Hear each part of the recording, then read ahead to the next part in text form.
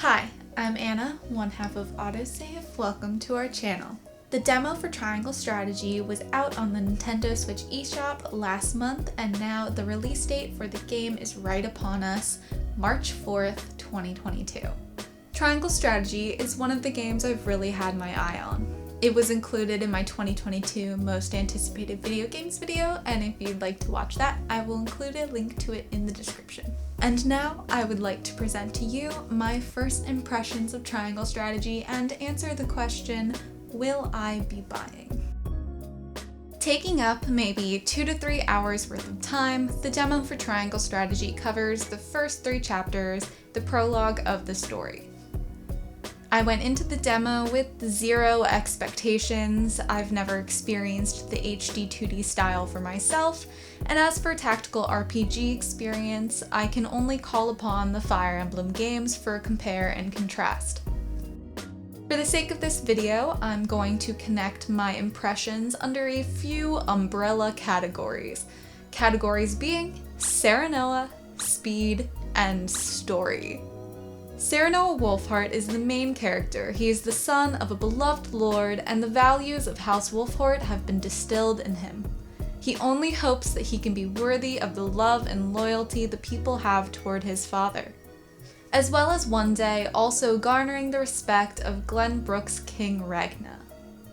As a character, Serenoa is lackluster, especially in comparison to the other characters you're introduced to so early on. And that is perfect, because throughout the game, you the player are deciding Serenoa's convictions. You decide, is he a pessimist? Is he an optimist? Is he completely honest? Or does he speak safely in diplomatic company? Which of his allies' counsel does he trust the most? Serenoa is the perfect vessel. Will you have him walk the path that you would like if you were in his shoes? Or do you try to play strategically and pick answers you think will have your desired outcome within the game? First impression, Serenoa is a great vessel and device for the player to feel immersion and connection to the game. The turn-based battling, with order being determined by speed, might actually have more strategic benefits for the player to keep their characters alive. When I play tactical games, one of my focuses is to try to not let anyone die.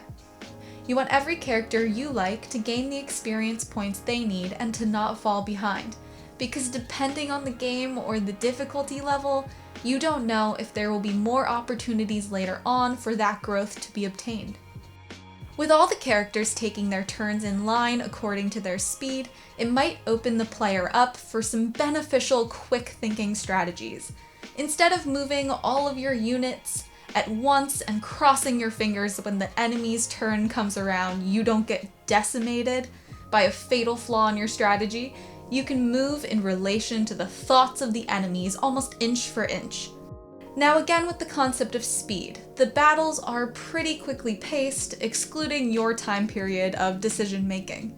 I was most interested in the attacks happening immediately and not initiating this cutscene of the 2 units fighting one another. Most of the time, I enjoy cutscenes like that for the suspense of it all. Did I make the right choice? What if the enemy will be able to attack again? But sometimes you aren't in the mood for all of that, and it can seem to take up a little too much time. The demo really does a lot of world building, introduces you to integral characters, to ideals of each of the 3 nations, Glenbrook, Asfrost, and Hyzant, and also displays some cracks in their armor, and the armor of this truce that they are creating after the Salt Iron War.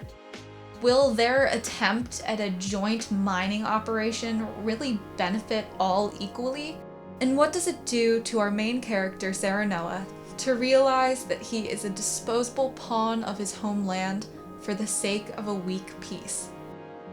I found the experience of playing through Triangle Strategy's demo to be fantastic. I really was fully enjoying myself, and I kept thinking, oh my gosh, I hope the demo doesn't end right after this scene. And then it ended, and I was sad. I normally avoid demos because I know myself pretty well, and patience is not my virtue. I am very impatient, and I knew that if I really loved the demo, that it was going to be very hard for me to wait until March 4th.